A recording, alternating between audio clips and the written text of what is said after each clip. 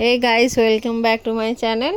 মনু রান্নার রেসিপিতে স্বাগত জানাই। আজকের রেসিপি পাও ভাজি বানাতে এখানে নিয়েছি আমি 4-5 রকমের সবজি কেটে নিয়েছি, যেমন আলু, ফুলকপি, বাঁধাকপি, গাজর, একটা বিটরুট কেটে নিয়েছি। নিয়ে সবগুলোকে একটু পাও ভাজি মশলা দিয়ে সেদ্ধ করে নেব, আর অল্প স্বাদ মতো নুন দিয়ে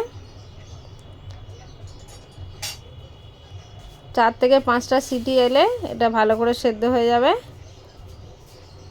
আর অল্প সামান্য হলুদ গুঁড়ো দিয়ে দিলাম, পরিমাণ মতো জল দিয়ে এটা সেদ্ধ হয়ে গেছে।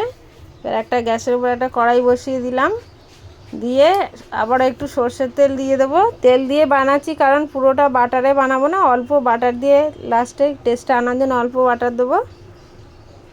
অল্প বাটার দিয়ে দিলাম। এবার দিয়ে দিচ্ছি পাও ভাজি মশলাটা তেলের ওপর। এবার পেঁয়াজ কুচনোগুলো দিয়ে দিলাম, তার উপর দিয়ে দেবো ক্যাপসিকাম, কাঁচা লঙ্কা কুচি, সব দিয়ে ভালো করে ভাজতে হবে।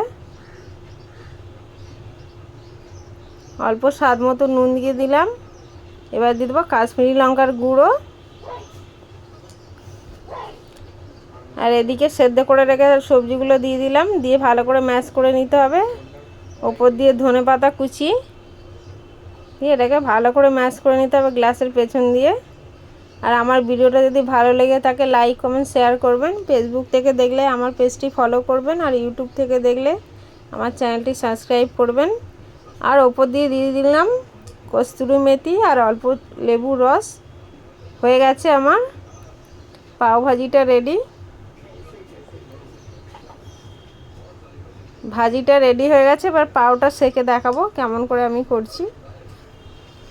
প্রথমে পাওটাকে স্লাইস করে দুদিকে কেটে নিয়েছি। এবার দিয়ে দেবো তাওয়াতে অল্প বাটার আর অল্প সেই পাও ভাজি যেটা তৈরি করেছি ওটা দিয়ে দেবো। কিন্তু মানে এটা তাওয়াতে দিলে আর অল্প বাটার দিয়ে মেল্ট করে নিতে হবে, যেহেতু পাউরুটিটা দিলে এর মধ্যে অনেকটা টেস্ট হবে এভাবে বানালে। এভাবে একবার বাড়িতে বানিয়ে দেখতে পারেন, খুবই সুস্বাদু হয়। আর বানিয়ে যদি ভালো লেগে থাকে আমার কমেন্ট বক্সে জানাতে ভুলবেন না। এটা কর্তামশাইয়ের আবদারে আজকে বানালাম পাও ভাজি।